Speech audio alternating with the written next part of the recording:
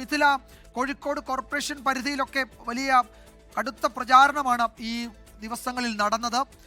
കലാശക്കൊട്ടിന്റെ കാഴ്ചകൾ എവിടെ നിന്നാണ് പ്രേക്ഷകരിലേക്ക് നമ്മൾ എത്തിക്കുന്നത്? എന്താണ് അവിടുത്തെ വിവരങ്ങൾ?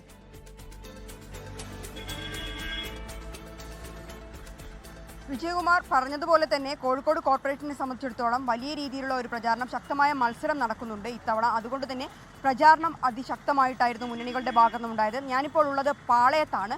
പാളയം കേന്ദ്രീകരിച്ചാണ് 3 മുന്നണികളും പ്രചാരണത്തിനായി എത്തുക. 3 മണിയോടെ തന്നെ പ്രവർത്തകരും നേതാക്കന്മാരും ഇങ്ങോട്ട് എത്തും.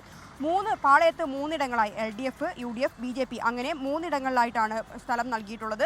പോലീസ് സുരക്ഷയും ഉണ്ടാകും. സാധാരണ നമുക്കറിയാം കൊട്ടിക്കലാശത്തിൻ്റെ സമയങ്ങളിൽ ചെറിയ രീതിയിലുള്ള പ്രശ്നങ്ങൾ അല്ലെങ്കിൽ സംഘർഷങ്ങളൊക്കെ ഉണ്ടാകാറുണ്ട്. അത്തരം സംഭവങ്ങളെല്ലാം ഒഴിവാക്കാൻ വേണ്ടി വലിയ പോലീസ് സുരക്ഷയും ഇങ്ങോട്ട് ഒരുക്കും. ഞാനിപ്പോൾ ഉള്ളത് പാളയത്താണ്. നേരത്തെ പറഞ്ഞതുപോലെ തന്നെ പാളയം കേന്ദ്രീകരിച്ചാണ് പ്രധാനപ്പെട്ട ഒരു കൊട്ടിക്കലാശം നടക്കുന്ന ഇടം.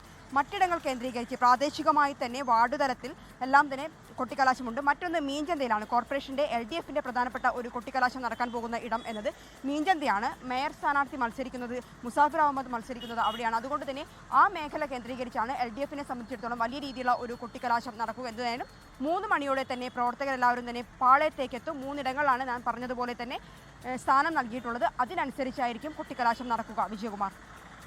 യെസ്, മിഥിലയാണ് വിവരങ്ങൾ നൽകിയത് കോഴിക്കോട്ട് നിന്ന്. ഇനി നമ്മൾ പോകുന്നത് തൃശ്ശൂരിലേക്കാണ്.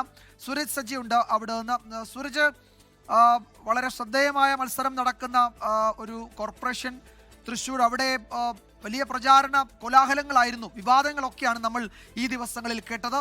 ഇന്നത്തെ കാഴ്ചകൾ എന്താണ്? നേതാക്കളൊക്കെ കേന്ദ്രീകരിച്ച് ഒരു സ്ഥലത്തെത്തുന്നുണ്ടോ? വിജയകുമാർ, ഈ പ്രചാരണം അവസാന ഘട്ടത്തിലേക്ക് എത്തുമ്പോഴും സസ്പെൻസ് നിലനിർത്തുകയാണ് തൃശൂർ കോർപ്പറേഷനിലേക്ക് വന്നാൽ വിവാദങ്ങളടക്കം നിരവധി വിഷയങ്ങൾ ചർച്ചയായി എന്നുള്ളത് മാത്രമല്ല, അവസാന ഘട്ടത്തിൽ പോലും സ്ഥാനാർത്ഥികളെ മാറ്റുകയും ചെയ്ത കോർപ്പറേഷനാണ്.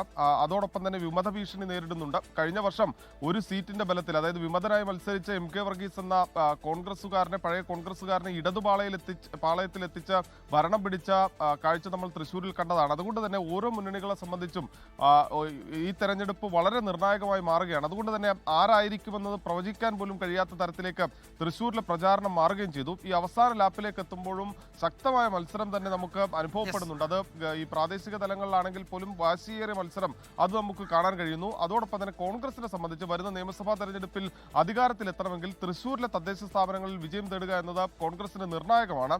അതുകൊണ്ട് തന്നെ അത്തരത്തിലുള്ള ചിട്ടയായ പ്രവർത്തനങ്ങൾ കോൺഗ്രസിന്റെ ഭാഗത്തു നിന്നുണ്ട്. BJPയെ സംബന്ധിച്ച് സുരേഷ് ഗോപി ഒരു അക്കൗണ്ട് തുറന്ന ഇടമാണ്. BJPയും അതുകൊണ്ട് വലിയ പ്രതീക്ഷ വെക്കുന്നു. ഇടതുപക്ഷമാകട്ടെ തങ്ങളുടെ പാരമ്പര്യം നിലനിർത്തി തന്നെ അല്പസമയത്തിനകം ഈ പറയുന്ന തൃശ്ശൂർ മുതൽ കാസർഗോഡ് വരെ എല്ലാ ജില്ലകളിലും പരസ്യപ്രചാരണം അവസാനിപ്പിക്കുന്നതിന് മുന്നോടിയായുള്ള പാർട്ടികളുടെ, മുന്നണികളുടെ ആഘോഷ കാഴ്ചകൾ ഞങ്ങൾ പ്രേക്ഷകരിലേക്ക് എത്തിക്കും. ഞങ്ങളുടെ പ്രതിനിധികൾ എല്ലായിടത്തും കാത്തു നിൽക്കുകയാണ്. സുരേഷ് സജിയാണ് തൃശ്ശൂരിലെ വിവരങ്ങൾ നൽകിയത്. ലോകത്തെവിടെയായാലും ഏത് സമയത്തും 24 വാർത്തകളും ഓഗ്മെന്റഡ് റിയാലിറ്റി പാക്കേജുകളും എക്സ്പ്ലെയിനറുകളും വിശദമായി കാണാൻ ഞങ്ങളുടെ YouTube ചാനൽ നിങ്ങൾക്ക് സബ്സ്ക്രൈബ് ചെയ്യാം.